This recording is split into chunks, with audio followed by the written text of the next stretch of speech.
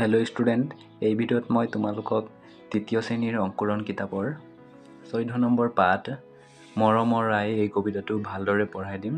তোমালোকে মোৰ লগে লগে মনোযোগ দি পঢ়ি যাবা দেই। আৰু যদি মোৰ চেনেলটো ছাবস্ক্ৰাইব কৰা নাই তেনে ছাবস্ক্ৰাইব কৰি ল'বা। ঠিক আছে, তো আহা আমি এই কবিতাটো পঢ়োঁ। মৰমৰ আই, কোনে মোক তুলি তালি কৰিলে ডাঙৰ, মৌসনা মিঠা মাতে পাহৰি ভাগৰ, কৰিছিল স্নেহ মোক দুগালত চুমা খাই, তেৱে মোৰ পূজনীয়া মৰমৰ আই। চেনেহৰ চকু পানী ধাৰেৰে বোৱাই, কোনে মোক ৰাখিছিল বুকুত শুৱাই, টোপনিত লালকাল মুখখনি চাই, তেৱে মোৰ পূজনীয়া মৰমৰ আই। কান্দিছিলোঁ যেবে নৰিয়াত দুখ পাই, একেথিৰে কোনে মোৰ মুখলৈ চাই, মৰো বুলি কান্দিছিল কাঢ়ি হুমুনিয়া, তেৱে মোৰ পূজনীয়া মৰমৰ আই। হৈছিলোঁ থিয় যেবে অ'ত ত'ত ধৰি, পৰিলেনো কোনে গৈ ততালিকে লৰি, নিচুকাইছিল মোক নাম গুণ গাই, তেৱে মোৰ পূজনীয়া মৰমৰ আই। মোৰ প্ৰতি এনে যাৰ মৰম অসীম, কেনেকৈ সিজনাক মই পাহৰিম, চেনেহ ভকতি মোৰ বাঢ়োক সদায়, তজু চৰণত হেৰা মৰমৰ আই। ঠিক আছে, এই কবিতাটো তোমালোকে ভালদৰে পঢ়িবা। আৰু যদি কিবা অসুবিধা হৈছে তেনেহ'লে ভিডিঅ'টো ডাউনলোড কৰি ল'বা, আৰু ডাউনলোড কৰি কেনে ভিডিঅ'টো ভালদৰে চাবা আৰু লাইন বাই লাইন পঢ়ি যাবা। ঠিক আছে, মই আকৌ এবাৰ পঢ়াই দিম, তোমালোকে মনোযোগ দি পঢ়ি যাবা। মৰমৰ আই, কোনে মোক তুলি তালি কৰিলে ডাঙৰ, মৌসনা মিঠা মাতে পাহৰি ভাগৰ, কৰিছিল স্নেহ মোক দুগালত চুমা খাই, তেৱে মোৰ পূজনীয়া মৰমৰ আই। চেনেহৰ চকু পানী ধাৰেৰে বোৱাই, কোনে মোক ৰাখিছিল বুকুত শুৱাই, টোপনিত লালকাল মুখখনি চাই, তেৱে মোৰ পূজনীয়া মৰমৰ আই। কান্দিছিলোঁ যেবে নৰিয়াত দুখ পাই, একেথিৰে কোনে মোৰ মুখলৈ চাই, মৰো বুলি কান্দিছিল কাঢ়ি হুমুনিয়া, তেৱে মোৰ পূজনীয়া মৰমৰ আই।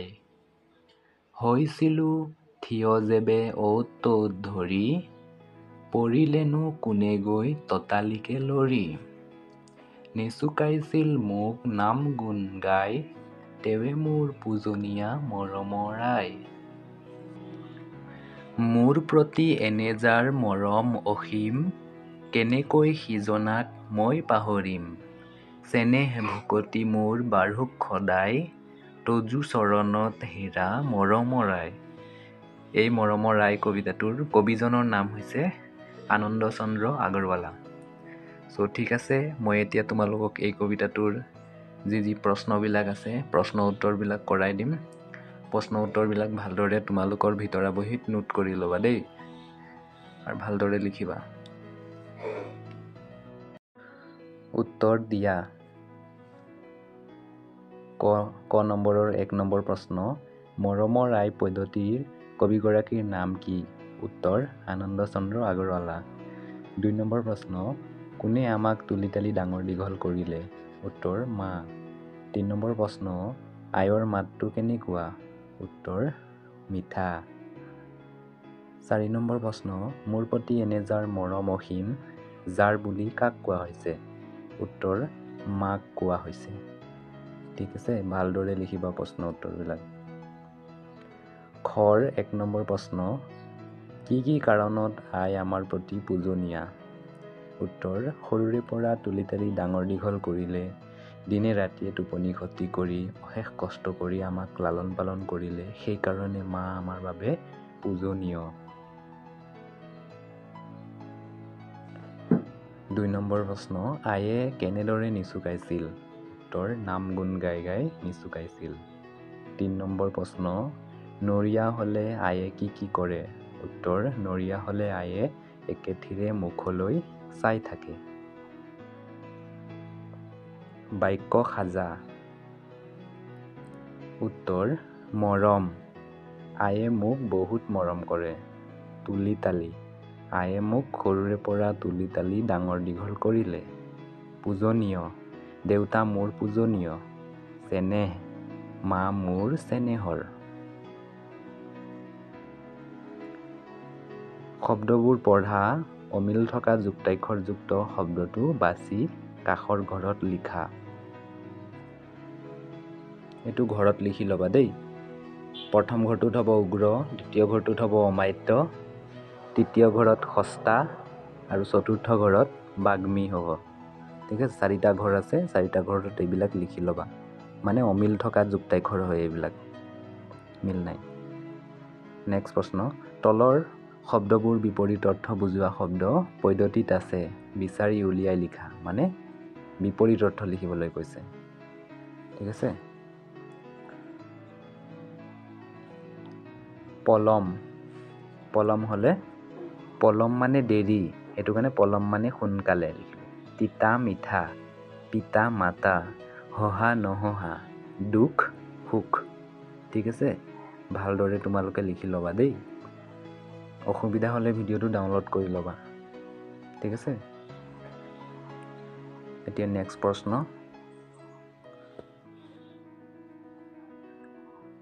শব্দৰ খেল, দলত আলোচনা কৰি প্ৰথম আখৰটোৰে আৰম্ভ হোৱা শব্দ লিখা। উদাহৰণ, মৰম, মলম, মটৰ, মকৰা। ঠিক আছে, মানে প্ৰথম আখৰটো কি আছে, মৰমৰ ম আখৰটো। ম আখৰটো লৈ 3টা শব্দ লিখিছে ইয়াত, মলম, মটৰ আৰু মকৰা। ঠিক আছে, তেনেকৈ তলত দিয়া আছে, সেইবিলাক আমি কি যি দিয়া আছে তাৰ প্ৰথম আখৰটো লৈ বাক্য মানে বনাব লাগে। প্ৰথমটো আছে কলম, মই ইয়াত লিখি দিছোঁ 3টাকৈ। ঠিক আছে, কলম হ'লে কলহ, কমল আৰু কমলা। পদুম হ'লে পদ্ম, পৰুৱা, পলম। গজালি হ'লে গৰু, গৰম, গছ। লতা হ'লে লাও, লৰা আৰু লৰালি। ঠিক আছে, এনেকুৱা কৰি 3টাকৈ লিখি ল'বা তোমালোকে। মই লিখি দিছোঁ, বহীত বা কিতাপত উঠাই ল'বা। কিতাপত উঠালে কাঠ পেঞ্চিলত উঠাবা। ঠিক আছে। চ' এই পাঠটোৰ সমূহ প্ৰশ্ন উত্তৰ কৰাই দিয়া হ'ল। কবিতাটো ভালদৰে তোমালোকক লিখাই দিলোঁ, তোমালোকে মনোযোগ দি পঢ়িবা। ঠিক আছে। চ' থেংক ইউ ফৰ ৱাচিং। বাই।